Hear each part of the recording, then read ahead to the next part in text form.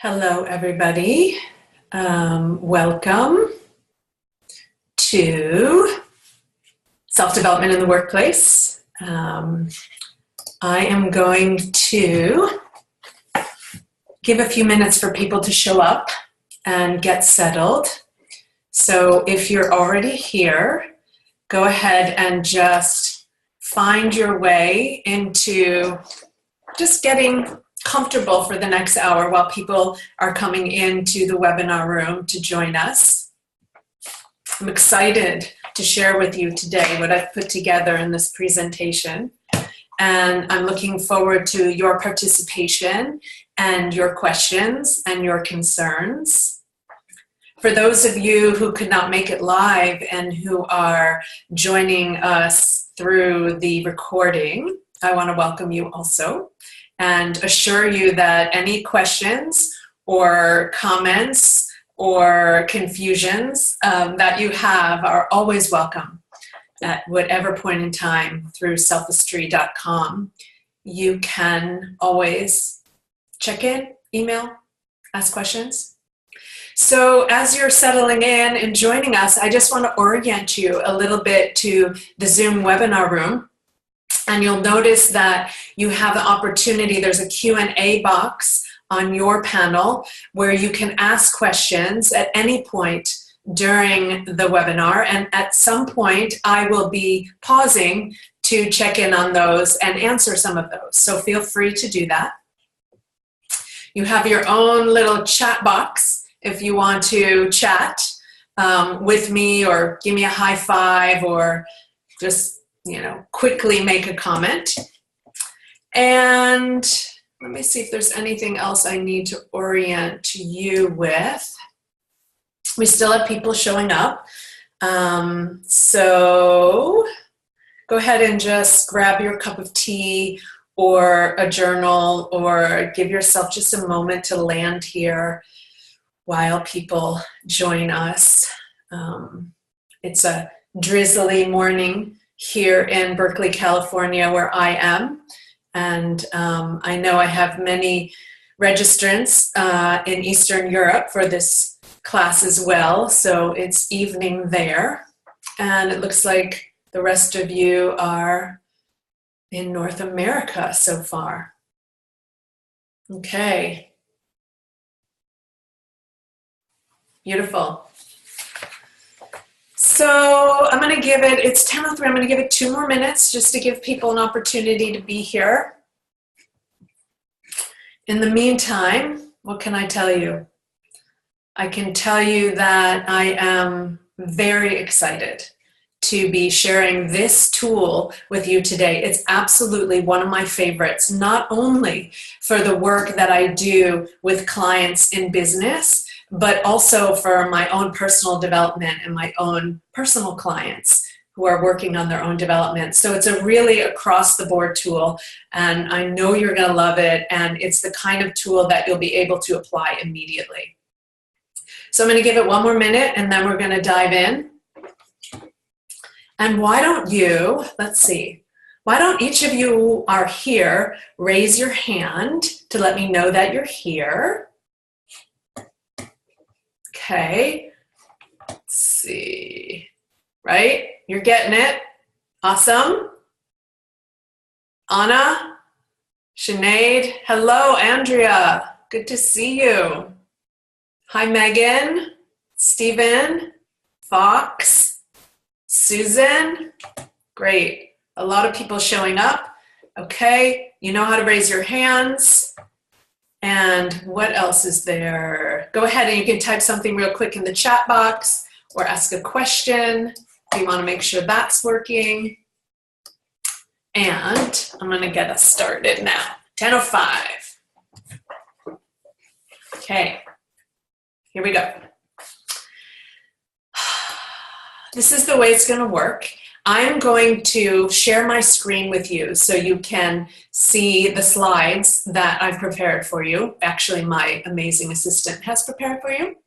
So in the process of me sharing my screen, what's going to happen is my face is going to go up into the corner of your screen, and you'll be able to see me and what I'm showing you on the screen. Zoom webinar also has this amazing feature where I can ask you questions via polls. So I'm going to be doing a few of those today as well, just to get the pulse on where you're at with the process and what you're wanting to hear more of. Okay? So here we go. Let me just get this ready. That's annoying.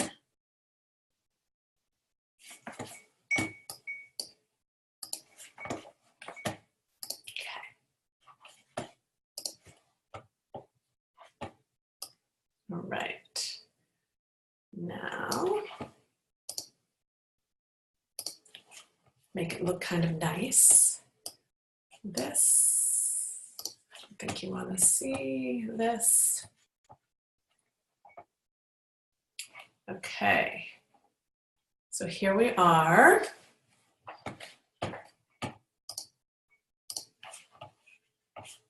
Can you tell I'm still working on my technical skills? Okay, I am going to actually ask Sinead, if you wouldn't mind, to just send me a quick text and letting me know that everything looks good on your end. Just give me a thumbs up there because I'm not seeing my Zoom Q&A in chat now. Oh, there it is. Okay, got it. All right, here we go. Ready?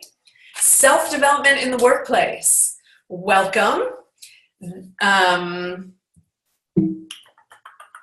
on. Oh. Let's see, why is it not start presentation?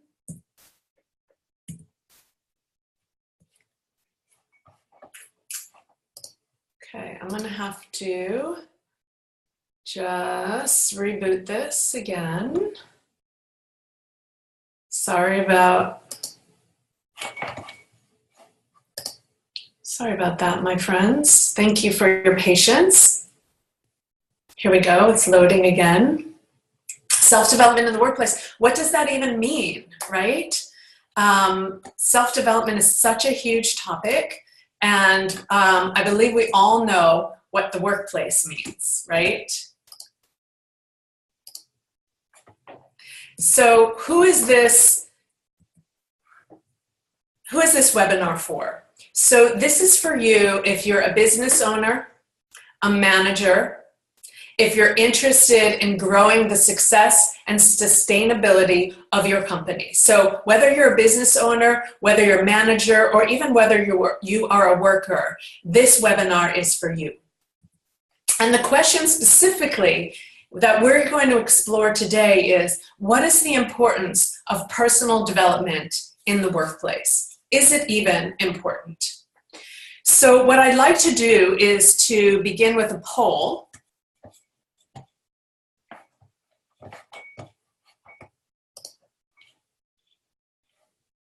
And you should see it popping up on your screen right now, and you have the opportunity to click on it.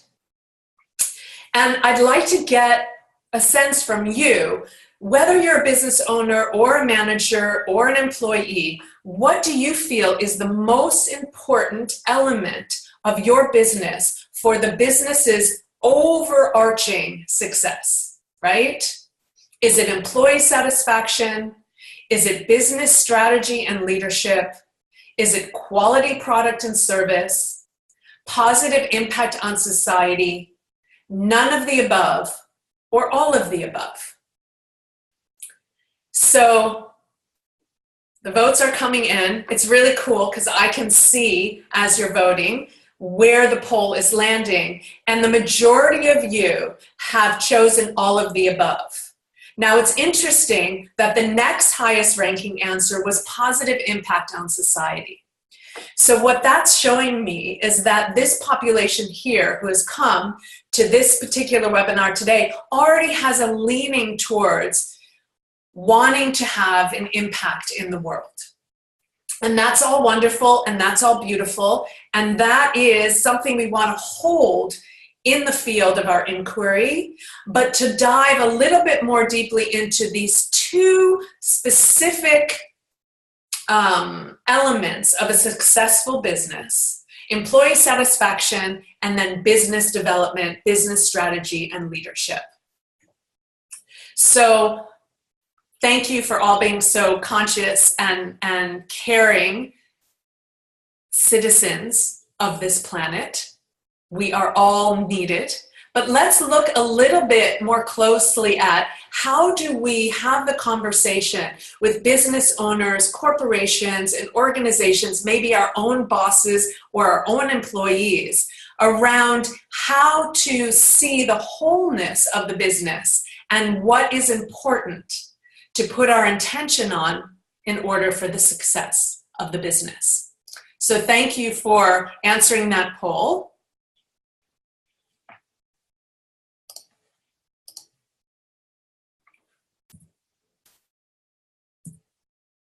And let's go into this notion of employee development and business development, since today we're talking about self-development in the workplace. Generally, these are the two poles that get in conflict with each other. If you agree, raise your hand. It's the school teacher and me checking to see that you're really out there. Okay, great. A lot of raised hands. Thank you. I'm feeling you. This is actually, it's kind of weird to be talking to the computer and not being able to see you, but I feel you when you raise your hand and I see your name. So here it is. Studies show that happy employees does increase the bottom line. And there's tons of them. And I'm just going to share with you a little bit from my colleagues, Robert Keegan and Lisa Leahy. Here's their book. I have to look up at me now in the little square. And don't worry about getting this down. I'm going to be sending you a handout when we're done with this of all of these resources, and you'll have worksheets and review sheets. So just feel free to soak it all in and listen. So this book is called An Everyone Culture: Becoming a Deliberately Developmental Organization.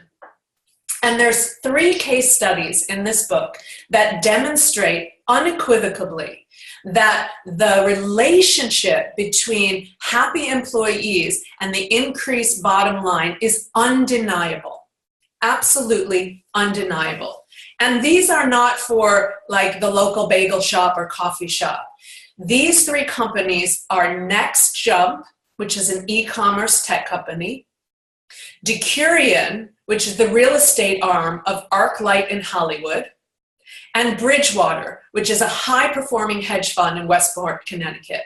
These are all big companies that have big impact and a lot of challenges to make sure that their bottom line, the success of the business financially, is sustainable and regenerative over time, which is the fundamental concern of all business owners. They don't want to go under. I myself am a business owner. And I have a leaning towards wanting my employees to be happy instead of paying enough attention to my business strategy. And I'm learning how the two are in relationship.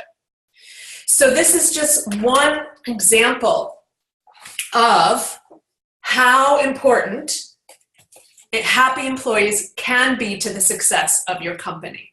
And I want to share one other interesting, let's see if I can get back to this, go to, happy employees, the big happy face. I want to read to you from an article in Forbes magazine by Christine Comaford, who is a friend and a colleague in this field. She's a powerhouse. Here's her new book, Power Your Tribe.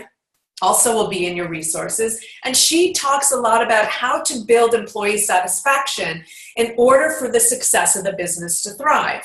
So in this article in Forbes, she says something very interesting when we're talking about gaining and retaining top talent. This is a really important concern for many business owners at this point in time, especially for 2 reasons. One, because the economy and the global landscape for businesses is so volatile right now and under so much change and transformation. So that makes uncertainty rise. And at the same time, we have all of these workers coming onto the workforce that have a whole range of desires and needs to be met. And in order to get that top talent, I've been doing a designing a self-development program for eBay employees, which has been really fascinating for me because of this, right? eBay is on the verge of needing to compete with companies like Amazon in order to sustain itself in the marketplace, which is a huge challenge. And at the same time, they're wanting to gain and retain the top talent that can innovate and that can come up with the technology and do the work that's necessary to succeed in the marketplace. So what Christine says in her recent article in Forbes is that listen to what some of the needs are of the different generations of workers. So boomers, baby boomers, want verbal communication and loyalty. This is just a taste of it, okay? And listen to where you fall on this. Gen Xers, which is my generation, we want measurable goals and we want direct feedback. Yes, these are generalizations, but again, listen. Millennials want coaches, not bosses. And they want a lifestyle. It's not just their job, it's their life. Generation Z, the next generation coming up in the workforce, they are competitive and want to advance, and they want job security and money as their top motivators. So can you hear how there's so many conflicting needs and desires within the population of that top talent? So how in the world do we meet those needs, but not at the expense of developing the business? Let's take a look. Okay, I already shared with you our case studies from Keegan and Leahy, who are fabulous and amazing human beings. And now let's move into the amazing tool that I want to share with you today, the Polarity Assessment Tool. So, I'm going to give you one of my fun polls right now because this is really important. I want to close that one. Hang on a sec. Where is poll number 2? Poll close. Poll 2. Okay.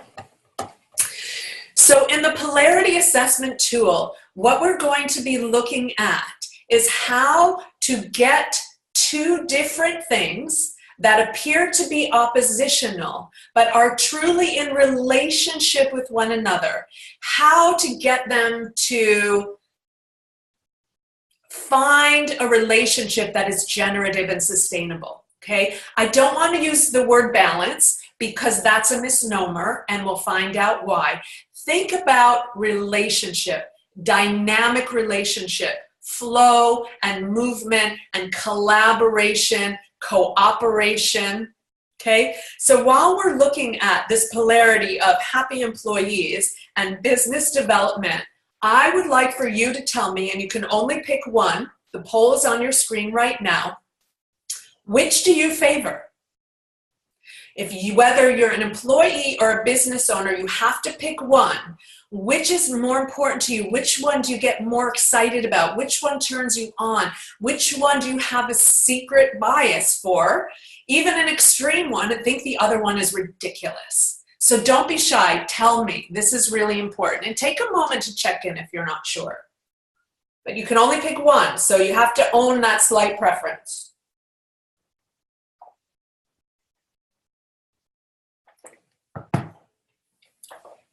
Keep going. There's another 20% of you that haven't voted yet. It's so fun to watch it go up.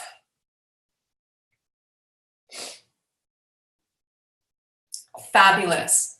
I love this. Okay, so the winner on this poll is business development and strategy. So the business development and strategy is the preferred one here. Now, Stephen is making an important point, and he's saying this is an either or, not a both and question, that it's not fair. Thank you for naming that. I'm going to end the poll right now. Yes, what's important right now is for us to recognize before we go into the both and relationship that we come in with a bias or a preference in any polarity, and that to name that and to own that and to state that up front is what's going to liberate us and free us to inhabit the polarity more deeply. Okay? So let's move on, and you'll see how it will all come around. See if I can move on. Come on.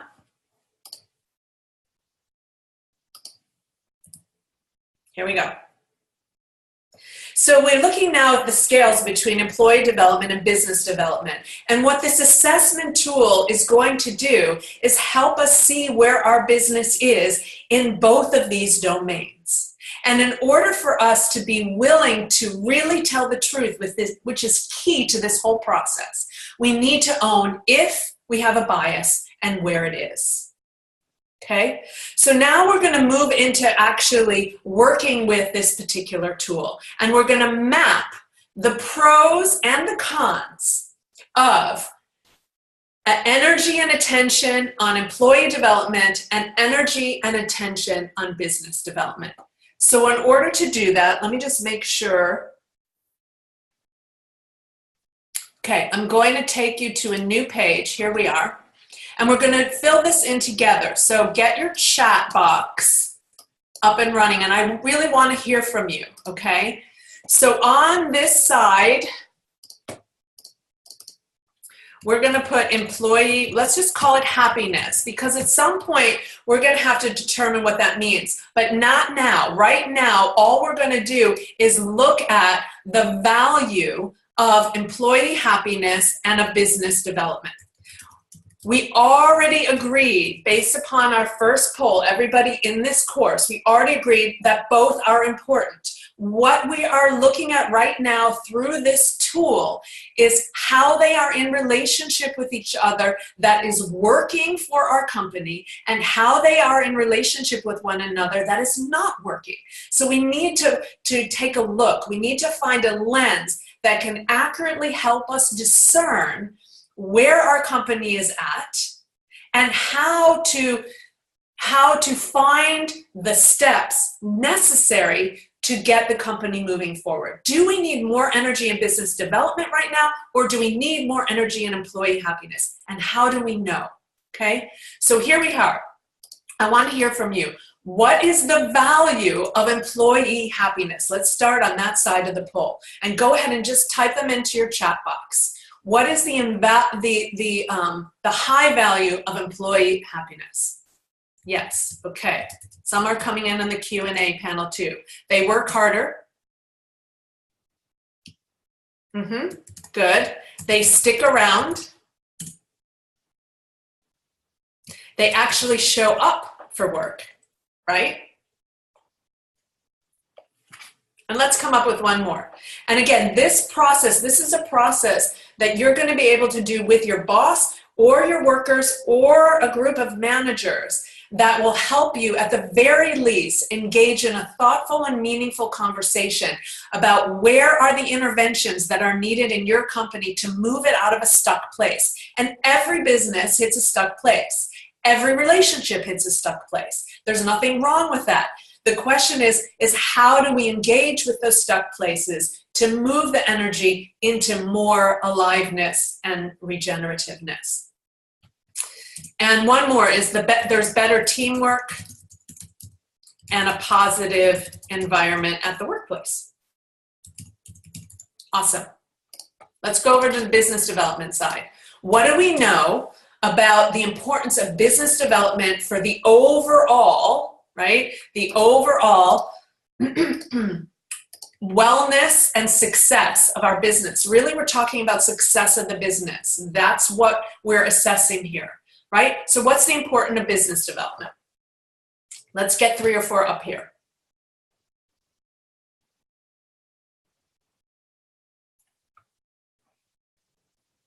Got one more coming in on this side. Great, creativity, business development. Why is business development important? Hello, are you out there? Give me a couple to throw on.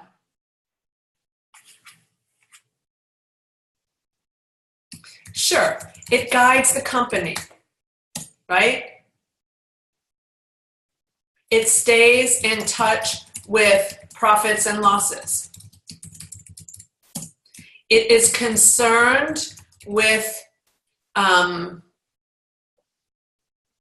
marketplace more than the workplace, right? It has a deep concern for who are our customers. We want to please them. We want to get them our product or our service. We want it to be of value, right? Business development and business strategy is also, the positive side of it is there is a relationship with the world at large. It's not so focused on our company, right? There's a relationship with the markets, there's a relationship with competitors, there's an eye out into the world. And this sort of business development, that sort of eye out into the world helps innovation and helps leaders of companies guide the company. And none of that has to do with the employees. None of that. That's all about numbers and product and marketplace, right? We can just bottom line it down to numbers, product, and marketplace. And this is not my area of expertise. So, of course, you know, I could be missing something here, right? But here's, in general, we can see that there's a high value to both employee happiness and business development. So now let's go to the other side of the tool and let's look at the stuck side or the downside of employee happiness. What does that mean? If a company puts too much attention on their employees, what tends to happen? And I'll tell you right now, the numbers suffer. Employees become entitled and ask for more and more, right? They're never satisfied.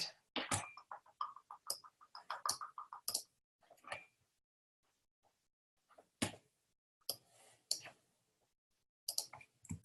going to add increased revenue here, right? Employees, they get, you know, entitled and they ask for more and more and more. What else? What else can happen when you're putting too much attention on your employees?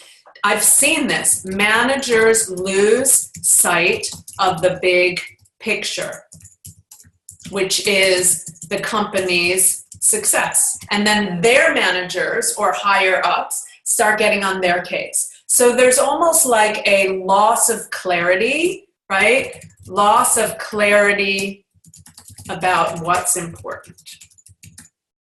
And I want to underscore right here as we're going through this process,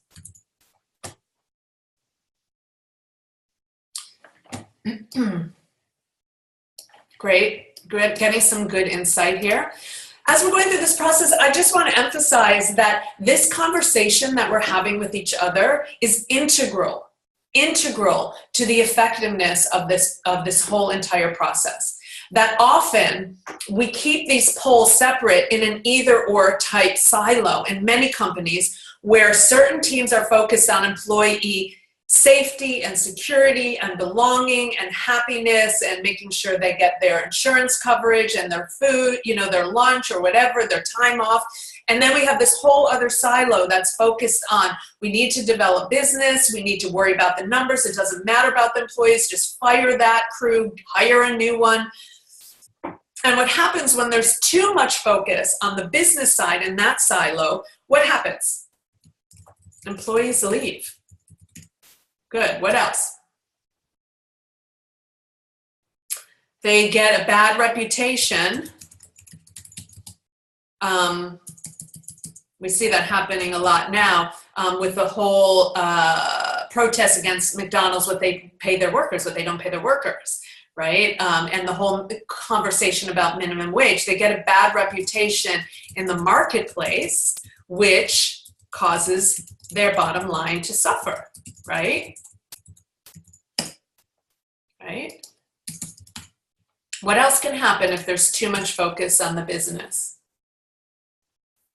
Great, nice one. Yes, the morale goes down. And this is important. The morale doesn't just go down for the employees, but it goes down for the higher ups in the business and the owners in the business, that there's something that they start to sense in the overall environment, right? In the overall culture of their business that starts to impact them.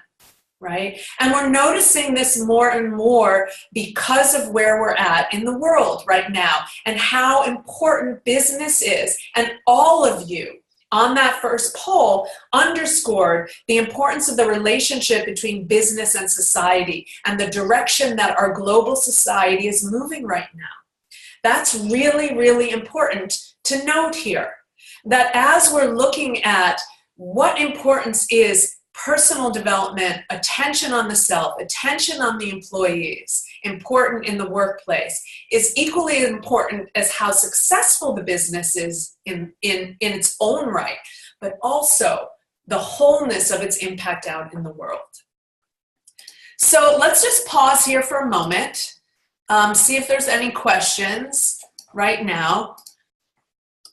So when we look at this tool, and again, this tool is a lens, what we're looking at is taking two issues or concerns, we're placing them on the two sides as if they are on opposite poles, right? And we're just noting the upside and the downside of when we put good attention and when we put too much attention there, when we're out of balance.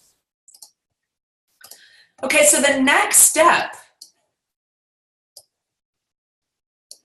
Okay, great. No questions yet. The next step we want to take in our assessment of the tool is, and this is where I feel like the whole tool turns into magic. Remember when I asked you in the last poll, do you have a bias? Do you have a preference? Where do you lean in this particular polarity? Here's the thing. If you are somebody who leans on the business development side,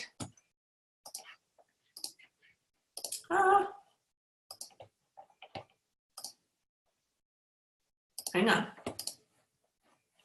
Can I get rid of that box now? Hang on. Technical difficulties. Okay, I'm not going to worry about it. Can I draw it out? Yes, okay. So here, if you are somebody who chose a bias on the business development side and your superpower is in business development, and maybe that's your position in a company, in fact, and you don't have a lot of attention on employee happiness, it's not your domain, and you're working really hard to keep the numbers up, to innovate, to attend to the marketplace, to guide the company, to stay deeply in touch with the numbers, all of the superpowers of being a business development expert. When the company culture or bottom line starts to dip, the tendency, if you are unaware of your bias and the relationship between these two, your business development and your employees, which we've already said, studies show are now actually really important for the success of the business. Your tendency will be to try to do whatever you can to get yourself back up to the positive side of this part of the poll of business development. What does that mean? You will build a ladder. You will do everything in your power to climb up and get back to the upside of business development. What will that look like? For everybody, it'll look different. For some of you, it'll look like firing certain employees, firing a certain C-suiters in the company. It might look like, I don't know, you would know better than I. This is not my expertise. But whatever it is, in general, it won't be what it needs to be as far as cultivating the wholeness and the success and the sustainability of this company. And that is to move into the upside of this side of the pole. So again, if your bias is on business development, you will not necessarily see this.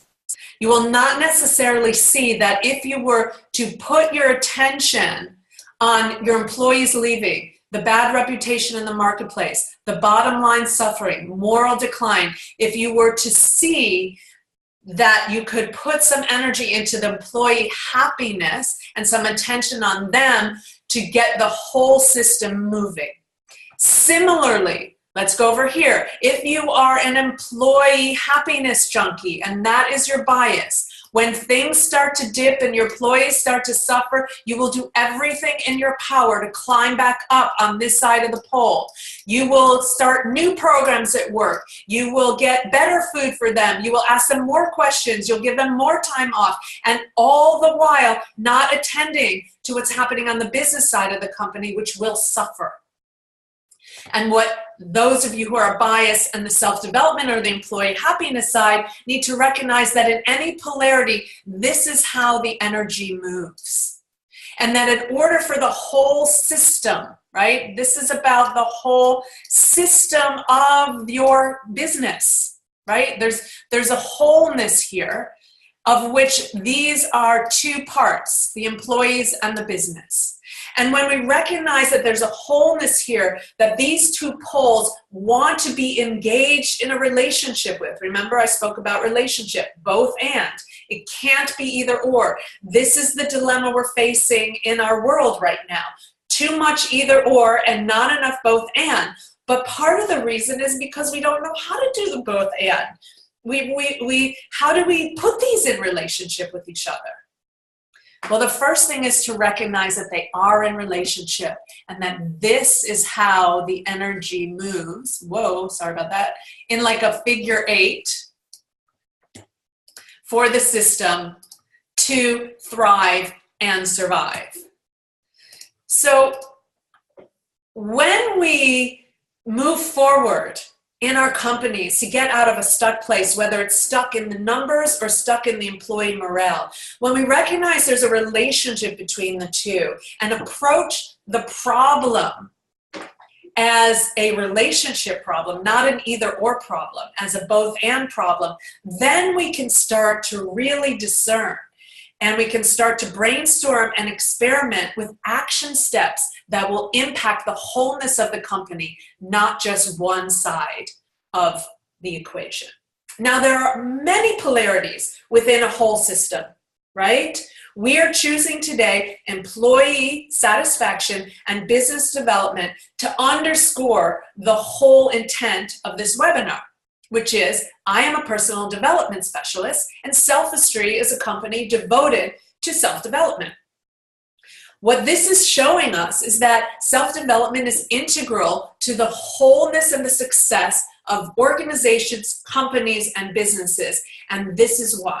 Because the two are in relationship with one another. Studies are showing it over and over and over again.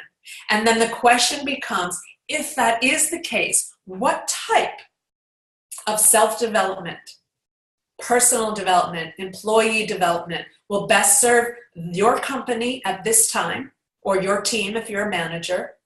And similarly, what type of business development and innovation and strategy will serve your company at this time, depending on where you're at in the dance of the relationship between the poles.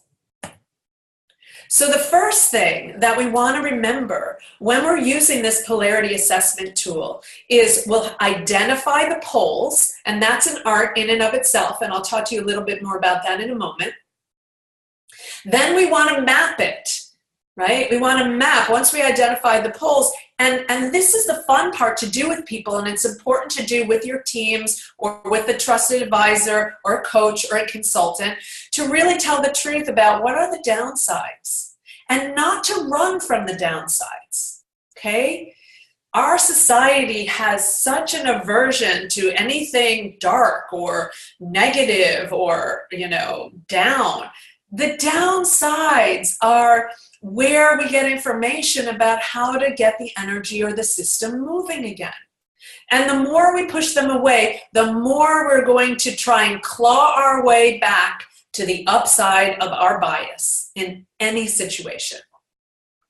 So once you can identify your bias, map the polarity, identify where the energy is stuck right now, then you can move towards your action steps.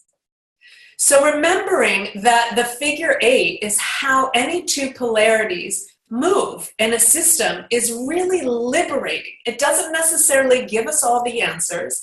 It won't necessarily immediately resolve our stuckness or our discomfort or our anxiety about a particular situation, whether at work or at home or in our own being. But it will move us forward in being able to clearly assess. This is an assessment tool, where the stuck properties are and how we can get them moving. So I'm going to pause right now to see if you have any questions regarding this. And then I'm going to take us into one more demonstration of this exquisite assessment tool on a more personal level, so that you can see how you as a manager, a business owner, or an employee can now take this assessment tool to a more personal challenge. Okay, so why don't you write in your questions if you have any questions or comments. Let me just look at my notes again here. Take a sip of water.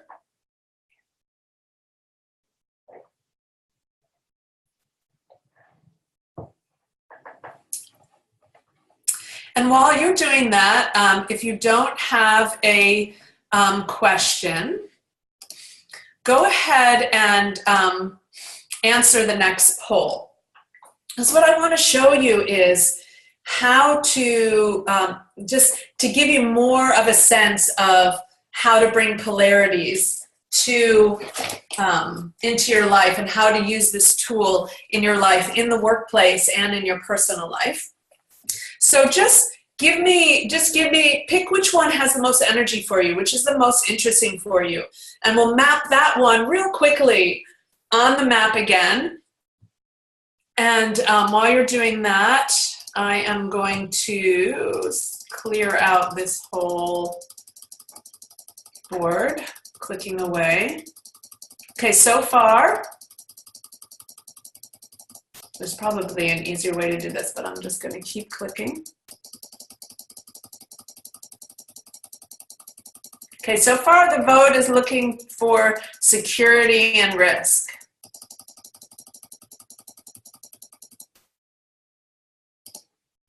Okay, so let's do that one. It's a really good one. So we're going to put on this side of the poll, security, on this side of the assessment tool, and this side, risk. So here's a tip for this. And remember, I will review all of this in your handouts and give you some of these worksheets. It's important that when you choose the polarities you're going to assess and map, that you choose what has high value. Both of them have to high value. So let me tell you a story specifically about security and risk. I recently had a friend call me with concern about his daughter, who is graduating college and looking at what to do next and is experiencing a lot of anxiety around what to do next, okay? It's a choice. She has to make a choice. And the choices that she was deciding between were to take a year off or to go right into grad school. And my friend, her father, who's an amazing, present, and beautiful father, was basically saying to me, you know, which one do you think she should do? And in essence, what was being asked was an either-or question. Should she do the gap year or should she do business school? Now, that is not something you can map on a polarity assessment tool because that's an either-or. She cannot do both, right? That's an either or. It's like being stuck in a relationship and saying, should I, stay with Joe or dump him for Jack, right? that's not going to help you find the underlying anxiety or discomfort or stuckness. And therefore, it's not going to help you find the action that will liberate you to the right choice between gap year grad school or Joe or John or Dave or Fred or Sam, right?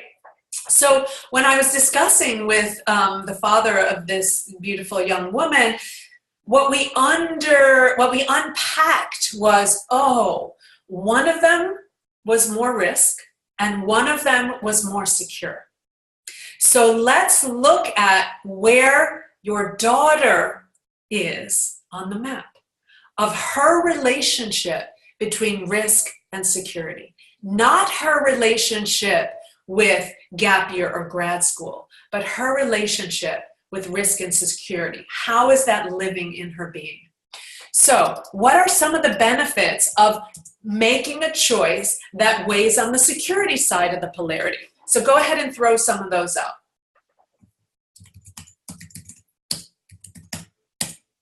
You feel confident, you feel safe, you feel comfortable, you feel stable, right? Those are all high value qualities of security and really important. There's a stability to security. There's less anxiety, right? Yeah, you get more, you're relaxed in a way, you like feel held, right? In anything, whether it's, you know, the security of putting locks on your doors or the security of being with somebody who helps you feel safe, or the security of, you know, pantyhose to support your body and your back or whatever. I know that's a little ridiculous, but you get the idea. Okay, we're going to go kind of quickly because I want to make sure we complete before the hour, and I want to give you an idea of this. Let's go over to the risk side. What is the high value of risk, right? Excellent, right. Potential for high reward. Good, it's exciting. Tendency to learn something new, right? It's fulfilling in its own beautiful way. Beautiful. What else? Good. Okay. High value. I think we all can agree, if you were to look at this, fulfilling, blah, blah, blah. If we were all to look at this, do you feel, give me a hands up, if you feel like you can say that yes, there are times in your life you take risks and there's times in your life you go for security. Both and. Awesome. Awesome. Both and. Yes. Cool. Everybody's raising their hand. I love it. Right? We all have, and this speaks to the wholeness in us. We all have moments where we want to security and we want to have risk, and sometimes they can't exist in the same moment, but they can exist in the same wholeness. So what are some of the downsides of security? When does security, I like to say in the downsides, it's more like stagnation or stuckness. And again, we want to remember the downside is not bad or wrong, right? We could just as easily map day and night on this polarity. And then if that were the case, then dusk and dawn, which are the downside before the energy moves to the opposite pole, you would have to say they're bad or wrong, and they're not. They're part of the natural flow. So when you have too much security, what happens? How do you feel? Right, you feel stuck. What else? You feel stagnant. I mean, that works right there. You feel stagnant. Almost feel caged in some ways, right? Cool, what else?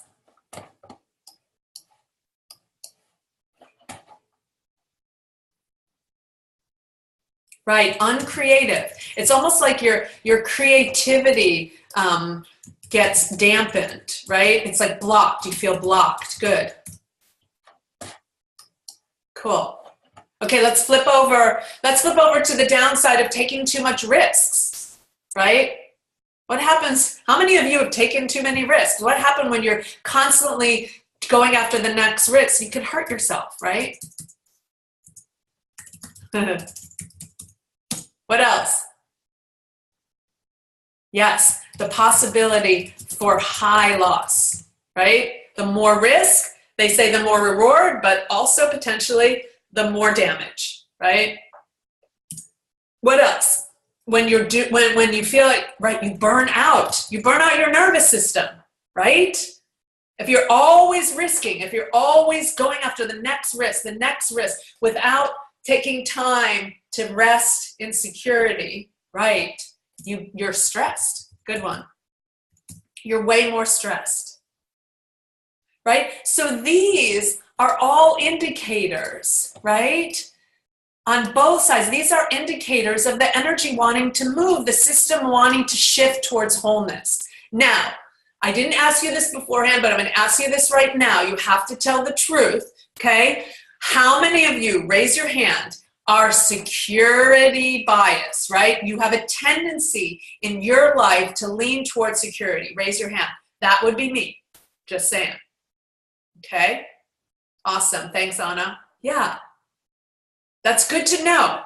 Again, we want to own our biases. Those are healthy too. We can have preferences. We just want to learn that when we get to the stuck side, the stagnant side of them, how to shift so that at some point we can find our way back to what we truly love. And in the process, learn to love what we don't necessarily bias. So how many of you, show by a raise of hand, prefer the risk side of this polarity? Right. Awesome. Awesome. Sinead, Stephen, I love it, of course. Okay, so here's the thing. What I love about this, again, those of us on the security side, if we're not careful, when we get to the downside and we are feeling stuck and stagnant, I kind of get a little depressed or a little bit melancholic. If I'm not careful, I will do everything in my power to crawl myself back up to security, right? And what that will look like is I'll just find another safe thing to do, or I will just, make excuses for my stuckness and my stagnation and say that it's rich and fertile with possibility. And you have to tell the truth about what that looks like for you and maybe what your tendencies and habits are to stay on one side of the polarity. Now, those of you who favor the risk side, same thing. When you hurt yourself or you have a possibility for high loss, if you're not mindful and if you don't tell the truth, you will do everything you can to climb yourself back up to the next high risk and tell stories or excuses that, oh, if only, or you didn't do enough, or the next risk will be different, whatever it is. As you start to unpack your general tendencies, and if you're able to map the polarities, and this is where it's helpful to have, somebody who prefers risk and somebody who prefers security to work on this together, because then we can make amazing suggestions for one another. Those of you who hit the bottom side of the risk and want to climb to the top, I can show you some really cool, fun ways of getting secure again, so that you can have the confidence, the safety, the comfortability, the stability to then take more risks. Similarly, as I lean into taking more risk with your support, I will get the fulfillment and the excitement and the energy to know how to build my security in a way that allows for risks and creativity. So this is the potential for liberation for the polarity tool. So in the upcoming webinar, I will talk about, the next webinar I will be teaching about how to take that next step in discerning what is the right kind of employee development, self-development, personal development that will ideally suit your company, right? And that's another whole level of inquiry and exploration. The polarity assessment tools get you going around recognizing, number one, employee development is good news for the success of your business. And business development is too. Number two, going through this process is informative in and of itself.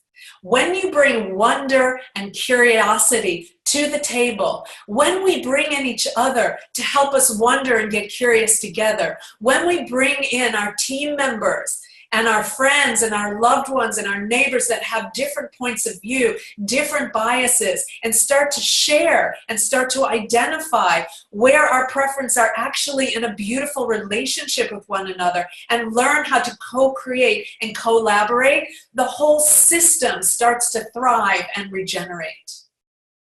Number 3, action steps are important, but the right action steps are essential. And once we can identify where we actually are on the map of any polarity, then we can get innovative and creative and tell the truth about what action step will really serve us.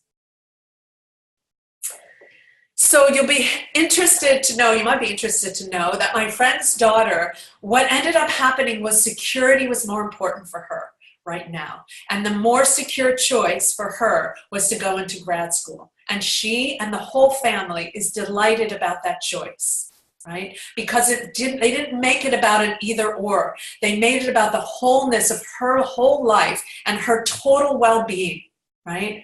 So ideally, we want to create these environments where we can grow and thrive and regenerate for the good of all. So I have 3 more minutes here. I want to remind you that I'm going to send you a worksheet for the business, a worksheet for personal, and a review sheet of everything we covered today, along with the resources that I have used to share with you today. And here's the most important thing. This is an ongoing conversation and an ongoing exploration. We are living in very interesting times.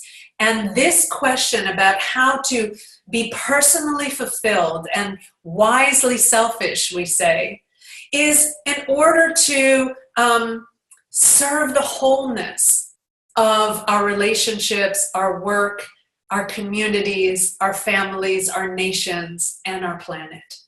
And so the more tools that we can have in our toolbox to come home to ourselves and to be available for our communities and our businesses to do the right thing and to thrive in the world, I believe the more fulfilled we will ultimately be. And this is the calling that I answer to. This is the calling that we can answer to in these times. So I want to thank you for showing up and engaging with me and taking this ride together, exploring this beautiful polarity assessment tool that I learned from my teachers. And what else do I want to say to you? I want to say that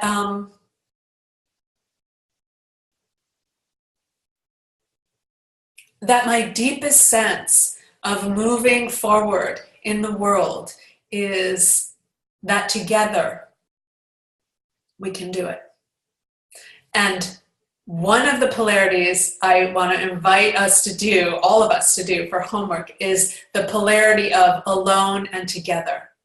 That we have a dynamic relationship between our own wisely selfish alone time and our beautiful engagement and togetherness, and how they feed one another is pure magic. So thank you for joining me today. Thank you for being part of life in the way that you are, and please stay in touch. Selfistry.com, connect at selfistry.com. Happy to answer your questions and all of your concerns, and would love to engage with you in person one day. So those of you in North America, enjoy the rest of your day or your evening, and those of you in Europe, enjoy your sleep. Thank you.